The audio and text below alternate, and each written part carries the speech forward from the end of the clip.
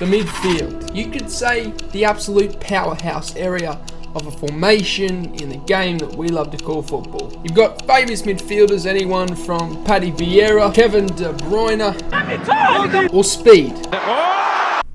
One thing people fail to take into consideration when it comes to custom tactics is their ability to match their opponent's midfield. This can be very, very crucial. And I have no hesitation in saying this can actually win or lose you games depending on whether you can actually match your opponent's midfield. This is why you guys need to alter your formations to your opponent's formation to dominate the midfield in FIFA 23. I'm going to use a quick example to resonate with you guys in terms of the weekend league just gone. I got 19-1, of course, ranked 1, but it's one loss.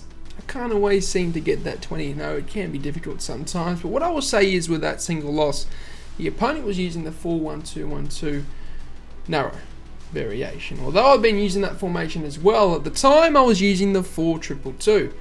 What does that mean?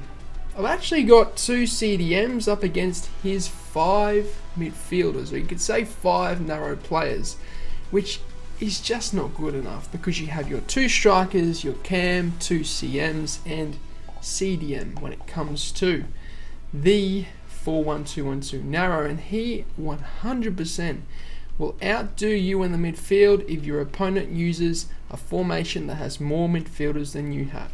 And when it came down to the loss, I ended up, being dominated in the midfield and unable to stop his attack when he came forward. Then I played him again. This time I took into consideration that I needed to change my formation and match his midfield so that I was not overdone or overrun in that area of the pitch.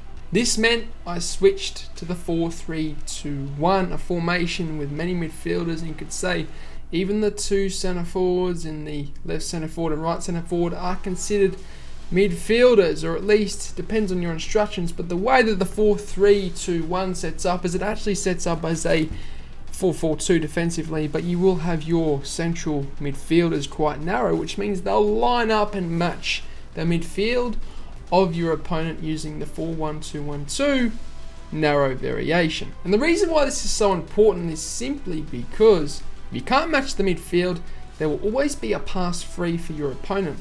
Especially with the 4-1-2-1-2 narrow variation up against the 4-2-2-2, there was always at least 2 passes free when it came to going forward for my opponent, because the majority of players are out in the wide areas of the pitch when it comes to the 4-2-2-2. So it was so important for me to match that midfield. Now, in terms of the tactics to a formation, including the 4-3-2-1 or even the 4-1-2-1-2 narrow, which I've done a video on just the other day, you can check them out and see what is more desirable for those formations so you can start using them and matching your opponent's midfield when it comes to FIFA 23.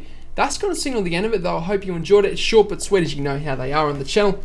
I'm coaching one-on-one on patreon.com. If you want to be one-on-one coach, the link will be that down below in the description. And yeah, I hope you guys enjoyed this video. I'm out. Sayonara. Au revoir. Adios. Salam. Ciao. Goodbye. Thanks for watching. If you enjoyed the video, then I'd really appreciate it if you hit the subscribe button. And lastly, if you do want any pre-gaming fuel or supplement, then head over to atpscience.com, which is the first link in the description, and use the code AussieFIFA at checkout to get yourself a discount. Not only is it the cheapest way to get supplements, but it helps me out a ton, guys, so thank you.